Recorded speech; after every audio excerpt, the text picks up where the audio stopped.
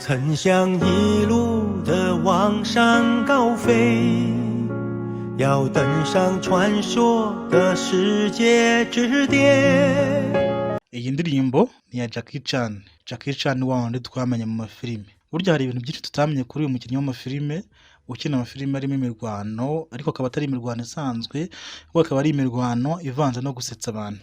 Yagerageje gukina filime z'imirwano nka mukuru we Bruce biranga, abantu baramukwena. Muri uko kumukwena niwe yakuye ubundi buryo bwo gukina filime z'imirwanire, ariko akaba atari imirwanire isanzwe, ahubwo akaba ari ukurwana icyarimwe unasetsa abantu, comedic ku ngufu. Yamenyekanye cyane nka Jachie Chan, ariko siyo mazina ye, ahubwo amazina yiswe n'ababyeyi be ni Chan Kong Sang. Yavutse ku itariki 7 Mata 1957. Niba uzi kubara neza imibare yo mu mutwe karikire mentale, ubwo wamaze kumenya ko afite imyaka 67 y'amavuko. Ni umukinnyi w'amafilime muri Hong Kong, akaba umuririmbyi n'umunyarwenya. Azwi cyane ku isi hose abikesha filime zirenga 150 amaze gukina kuva yakwinjira mu mwuga wo gukina filime. Yaravuze ngo sinshaka kuba nka Bruce wa kabiri, ndashaka kuba Jachie Chan wa mbere. Jachie Chan kandi yaravuze ngo umuryango wawe si wo muhuje amaraso, ahubwo nabo ukunda nabo bakagukunda, abo ni bo muryango wawe. Uyu mugabo ni umwe mu bakinnyi ba filime bakunzwe ku isi yose, ariko burya si umukinnyi w'amafilime gusa, ahubwo ni n'umuhanzi. Yaririmbye indirimbo nyinshi zitandukanye ku nsanganyamatsiko zitandukanye. Zimwe mu ndirimbo yaririmbye zakoreshejwe mu mafilime. Jachie Chan ni umwe mu bakire bagira neza kurusha abandi ku isi. Muri 2014 ikinyamakuru Forbes cyandika inkuru z'ubukungu cyamushyize ku rutonde rw'abakire 10 ba mbere bafite umutima wo gufasha kurusha abandi. Muri 2015 ikinyamakuru Forbes cyongeye kwandika kuri Jachie Chan gitangaza ko Jachie Chan afite umutungo ubarirwa muri miliyoni 350 z'amadolari y'Amerika. Muri 2016 Jachie Chan niwe mukinnyi wa mbere wa filime winjije amafaranga menshi kurusha abandi. Jachie Chan ashyira amafaranga menshi mu miryango nterankunga igera kuri 21, harimo n'uwamwitiriwe witwa Jachie Chan Charitable Foundation. Muri 2013 binyuze muri uyu muryango Jachie Chan Charitable Foundation, Jachie Chan yafashije abagizweho ingaruka n'umutingito wibasiye agace kitwa Yani mu gihugu cy'Ubushinwa. Uyu mutingito wari ku gipimo cya magnitude 6.6 wahitanye abarenga 150, abandi barenga 5700 barakomereka. Icyo gihe Jachie Chan yatanze miliyoni 3 z'amadolari y'Amerika yo kubakira abari basizwe iheruheru n'uyu mutingito. Aha ni hamwe mu hantu henshi Jachie Chan yagaragaye mu bikorwa byo gufasha abatishoboye. Umunyarwanda yavuze neza ati agasozi kamanutse nk'akazamuka izindi. Kuba Jachie Chan atanga amafaranga menshi mu bikorwa byo gufasha abatishoboye ntabwo bihungabanya umutungo we, ahubwo umutungo ukomeza kwiyongera ku mwaka utashye. Muri 2020 umutungo wa Jachie Chan wari ugeze kuri miliyoni 520 z'amadolari y'Amerika.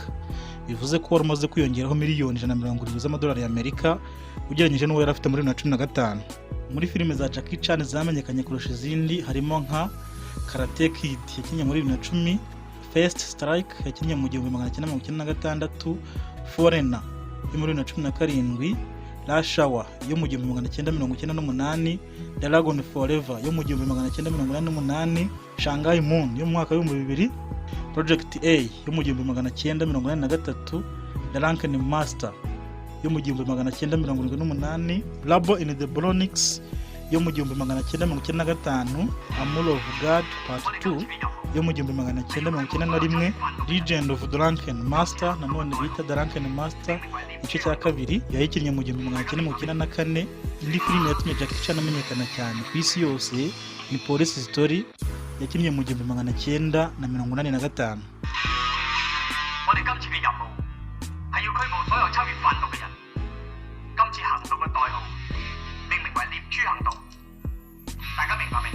Ababyeyi ba Jachie Chan. Se wa Jachie Chan yari maneko, naho nyina akaba umucuruzi w'urumogi. Uyu mukinnyi wa filime ntiyaraza hahise ababyeyi be kugeza muri 2003. Muri 2003 nibwo ibi byahishuwe muri filime mbara nkuru ku buzima bwe, Traces of Dragon, Jachie Chan and his lost family. Tugenekereje mu Kinyarwanda baravuze ngo inzira y'igihangange, Jachie Chan n'umuryango we wabuze. Iyi filime yayobowe n'uwitwa Mabel Cheng. Nyina wa Jachie Chan yitwa Lily Chan. Lily Chan yapfuye muri 2001.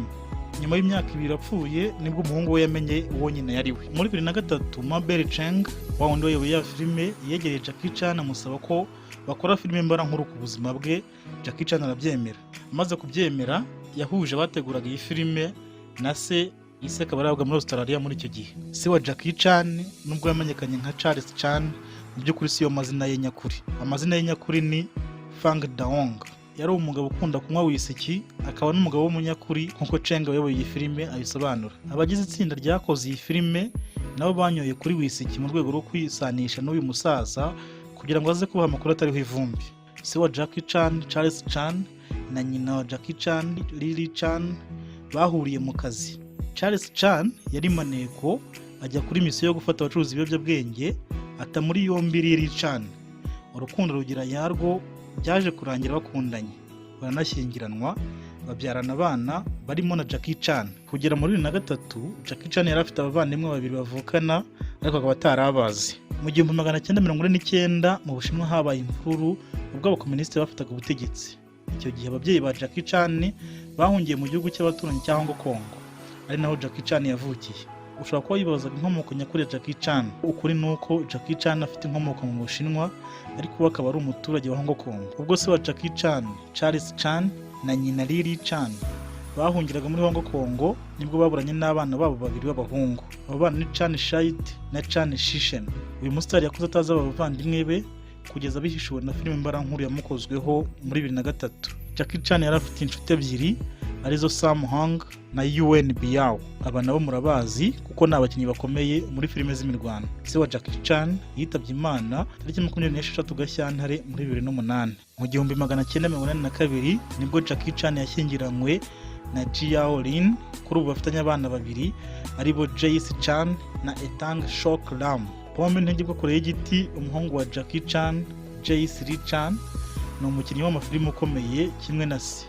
Ikindi gishimangira ko Pombe itajya kure y'igiti nuko uyu muhungu Jachie Chan muri 2015 yakatiwe igifungo cy'amezi 6 azira gukoresha ibiyobyabwenge. Nitwe ko twabonye ko nyirakuru w'uyu muhungu ari we Lily Chan yatawe muri yombi na sekuru ubwo yacuruzaga ibiyobyabwenge. Nkuko Jachie Chan ubwo yinjiraga mu mwuga wo gukina amafilime byabanje kumunanira ubwo ashaka kwigana Bruce, bikarangira mu kumuseka akuyemo impano ye yo gukina filime mu buryo bwihariye. Ni nako nawe niba hari ibintu nko kugerageza umunsi bikanga, hari icyizere ko byazakunda. Ntukwiye gucika intege kuko abantu bagusetse, ahubwo uko guseka bikagutera imbaraga zo gukora cyane kugira ngo uzagire byinshi bikomeye ugezeho mu buzima bwawe. 我曾想一路的往上高飞，要登上传说的世界之巅。